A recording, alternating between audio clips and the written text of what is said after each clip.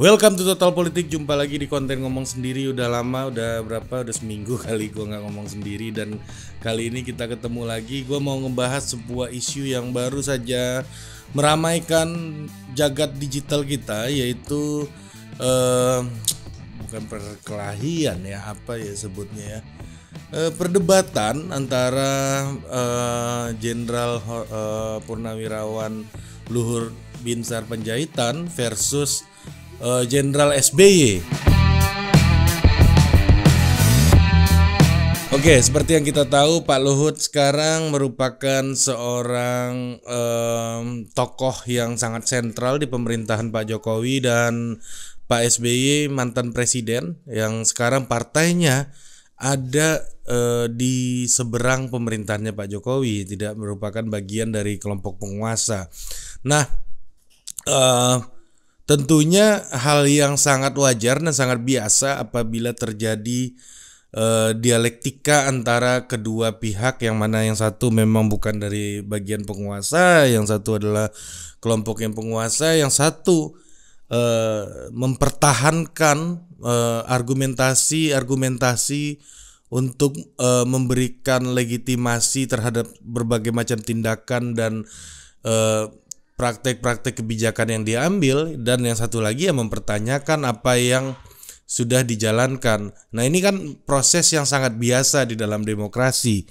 Nah, tapi ini menjadi menarik karena dua orang yang melakukan perdebatan ini sama-sama dua tokoh militer terbaik lah di Indonesia ya, dan yang mana Pak Luhut itu peraih Adi Makayasa, Pak SBY juga Adi Makayasa. Kedua tokoh ini sangat sentral lah, sangat dua-duanya berprestasi, dan ya sudah diakui lah oleh negara ini, dua orang ini adalah prajurit terbaik yang pernah kita miliki. Perdebatan ini diawali oleh pendapat Pak Luhut yang bilang Pak SBY harus belajar kepada Pak Habibie gitu.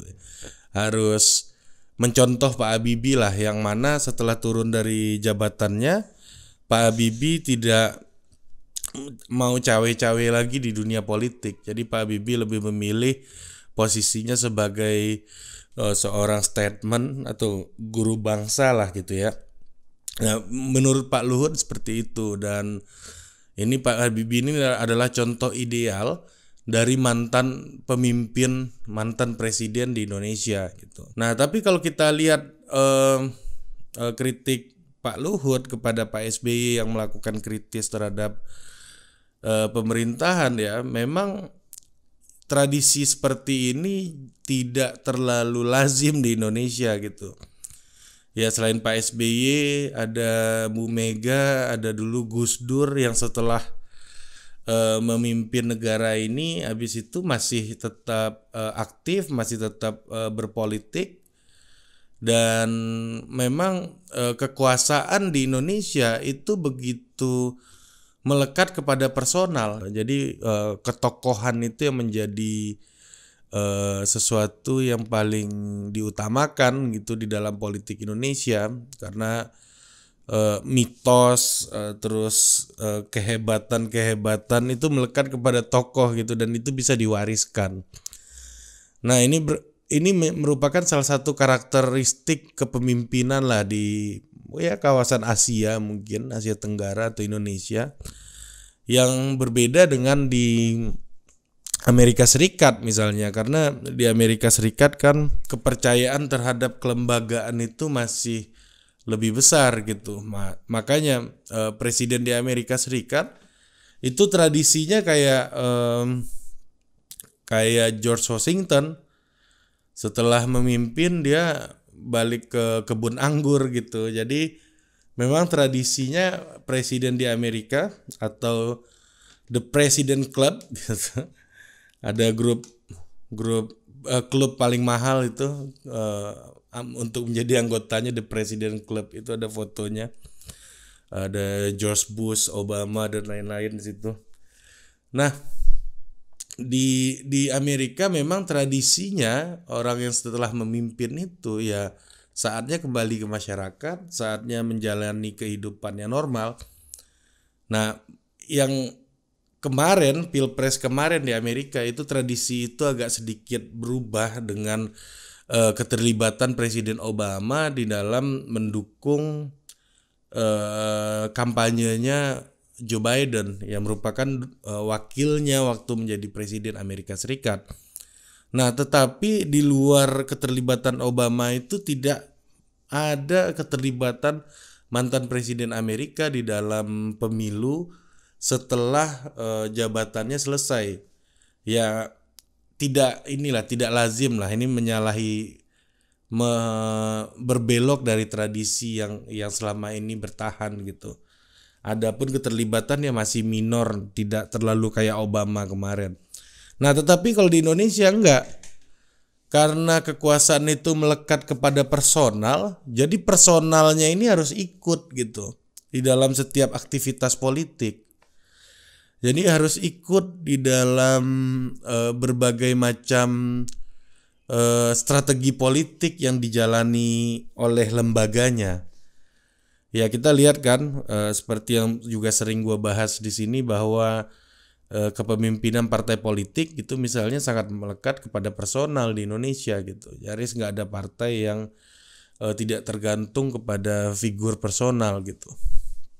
Nah, itulah realitas politik kita di Indonesia yang sangat berbeda dengan Amerika gitu misalnya.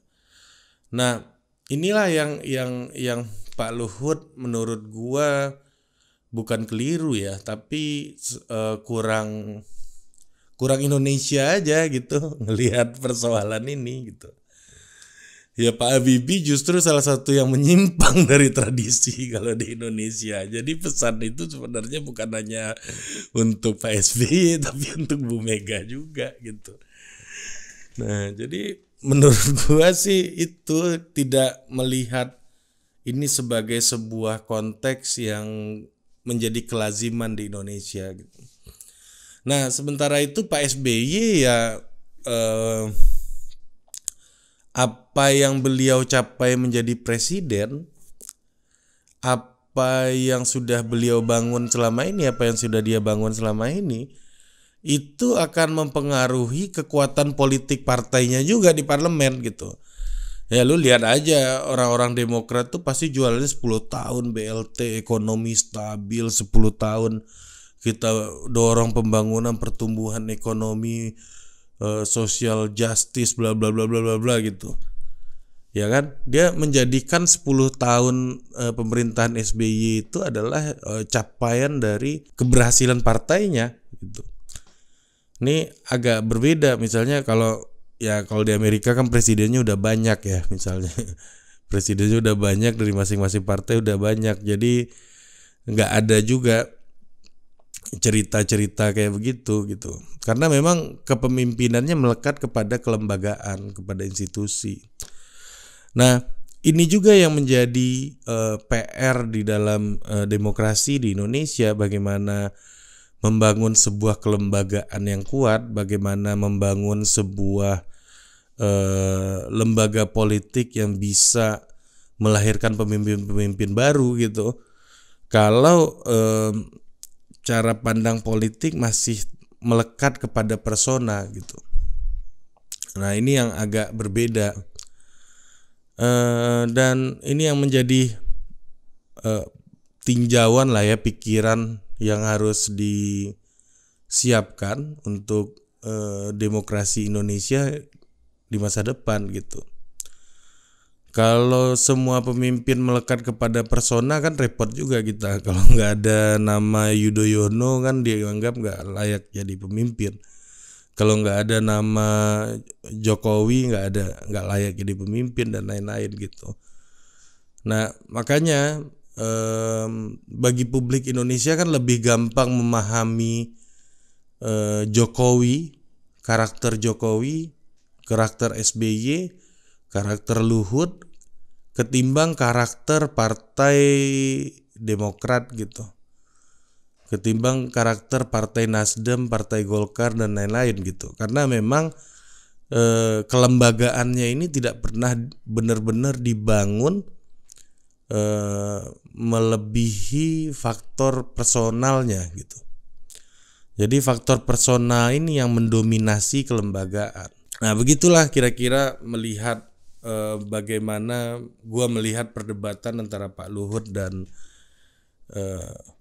Pak SBY. Kalau memang Pak Luhut bilang ini tidak layak, ya berarti itu juga pesan buat Bu Mega. Bu Mega ketika Pak SBY memimpin dulu juga mantan presiden sering suka kritik-kritik juga kan. Ya sementara itu di sisinya Pak SBY ya terkadang sih memang butuh membangun sebuah kelembagaan ya. Dan gue nggak tahu ya apakah masih mungkin di Partai Demokrat membangun kelembagaan yang melebihi kekuatan personal, karena partai ini dianggap sebagai partai keluarga yang mana di situ ketua umumnya sekarang adalah anaknya dari Pak SBY gitu, Mas Agus Harimurti Yudhoyono.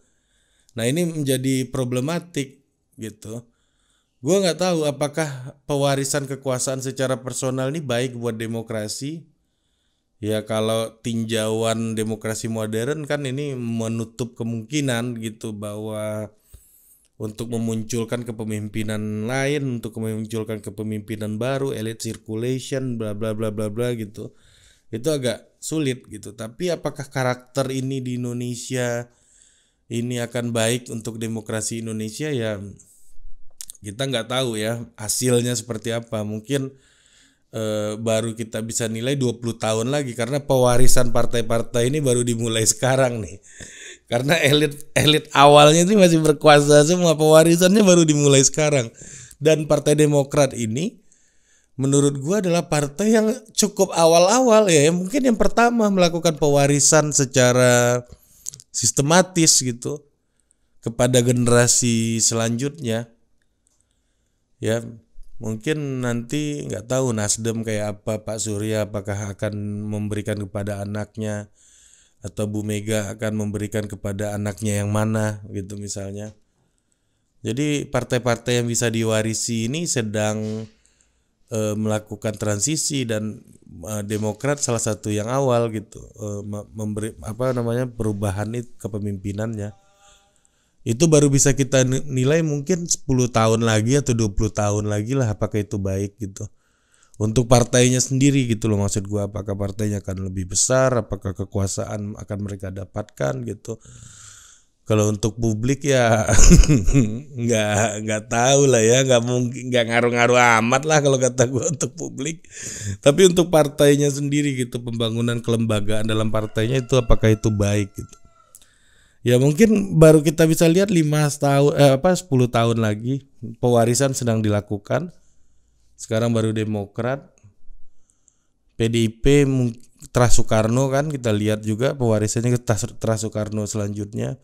Terus Partai Nasdem Pak Surya akan seperti apa, apakah ke anaknya yang sekarang juga anggota DPR RI. Terus Gerindra yang kita nggak tahu Pak Prabowo akan wariskan ke siapa estafetnya, apakah kepada anak ideologisnya gitu yang begitu banyak di Gerindra, atau ke ponakannya yang memang udah masuk ke politik.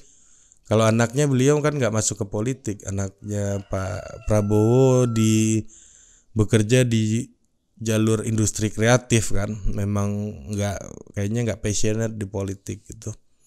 Kan kalau ponakannya dua-duanya masuk politik, apakah keponakannya, apakah ya masih semuanya masih belum melakukan transisi kepemimpinan gitu, yang partai-partai memang basis tokoh ini belum melakukan transisi kepemimpinan. Nah yang sudah melakukan ya Partai Demokrat gitu ya, dan baru kita bisa nilai ya 5-10 tahun lagi seperti yang gue bilang tadi. Mungkin itu aja, sampai jumpa lagi di konten ngomong sendiri berikutnya. Dah.